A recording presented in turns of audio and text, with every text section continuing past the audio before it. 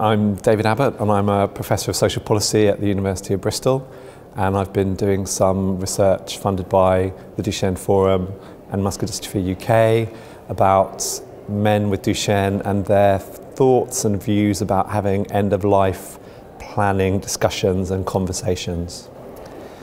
In relation to the study that we have done around end-of-life planning and conversations, one of the main messages that came up from the men that we spoke to was those conversations simply weren't happening.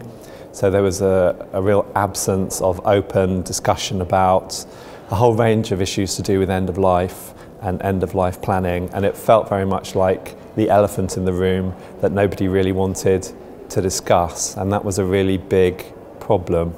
I think the importance of the work that we've done for MD UK is that it shows clearly, from the men that we spoke to at least, that they wanted an opportunity to talk about some things that were on their mind which are regarded as quite taboo topics. So they wanted to think and talk about, sometimes, not all the time, about how might I die, what will it be like at the end of life, how could I plan for that, who could I talk to about that, how do I make a will, how do I broach this topic with doctors, why won't doctors broach this topic with me?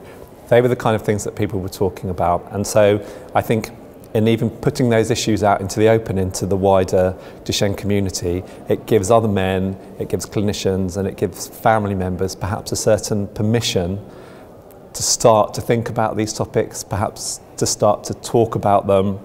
I think it kind of lays lie to the idea that men with Duchenne absolutely don't want to talk about this. I think that not everybody does, but some people do.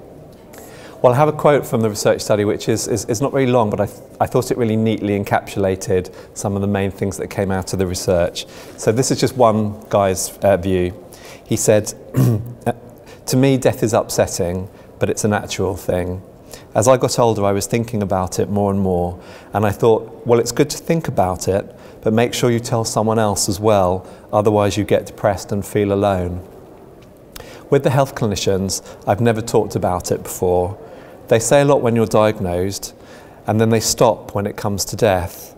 It's like they lead you to the door of the conversation, but they keep it closed, which makes it even more scary. If a doctor can't talk about it, and you can't talk about it with your parents, well, when it comes to these issues, who are you going to call?" And I think that really sums up some of the headline findings from our research.